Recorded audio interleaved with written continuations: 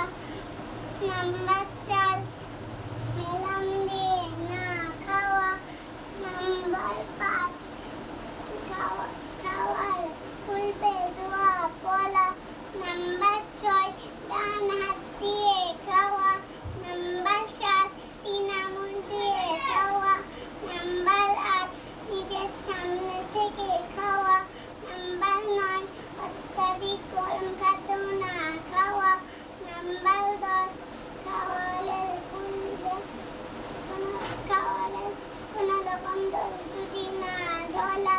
Number 11 যদি কোনো রকম পড়ে যায় তবে তা তুলে পরিষ্কার করে খাওয়া।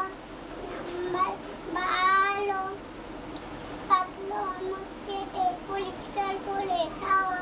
নাম্বার 13 খাওয়ার পর দোয়া পড়া। নাম্বার 14 খাওয়ার পর হাত ধোয়া এবং কুল্লি সালাম দাও।